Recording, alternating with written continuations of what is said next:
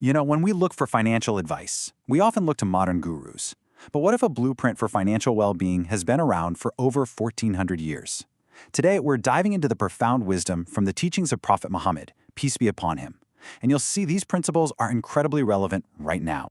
And this right here is the heart of it all. This single statement sets the entire tone. See, this isn't just about money. It's about dignity. It's about strength. It's about empowerment. The core idea is that being financially independent is always better than being dependent on others. This is the foundation for everything we're about to talk about.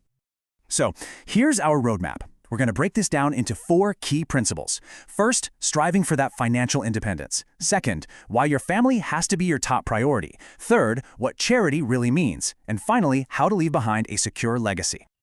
All right, let's start at the beginning with the absolute foundation of it all, financial independence. So, what are we actually talking about here? Financial independence.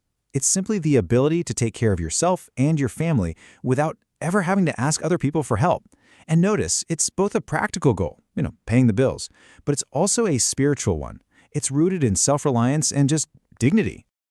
And this is where that spiritual sound really shines through. There's a powerful promise here.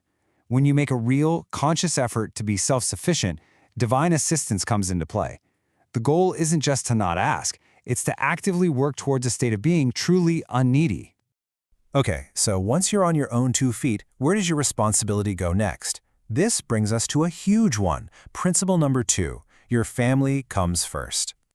So let's just pause and ask this. After you've covered your own basic needs, who is next in line? Who is your number 1 primary financial responsibility? And the hierarchy here is crystal clear. Step 1, you secure yourself. You can't pour from an empty cup. But then, immediately after, it's your spouse and your children. They are your core responsibility.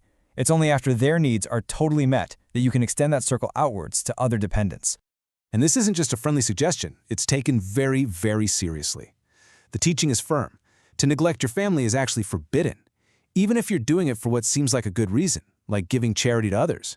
Your family's security comes first, period. And this quote, this reframes everything. Taking care of your family isn't just an expense, it's not just a duty. It is, in and of itself, the highest and most rewarded form of charity you could ever perform. The money you spend to feed, clothe, and house the people you love, that is an act of worship. So, if taking care of your family is the best charity, where does giving to other people fit in? Well, that brings us to our 3rd principle, understanding the true meaning of charity. It's really helpful to think of this in 2 separate buckets. In the first bucket, you have your obligatory spending, taking care of yourself and your family. That's your number 1 priority. In the second bucket, you have voluntary charity, and that comes from whatever is left after all those primary obligations are completely fulfilled. So the best kind of voluntary charity is what comes from your surplus. What's a surplus? It's the money left over after you've covered your food, your rent, your security, all of your family's needs. It's the profit. It's the savings.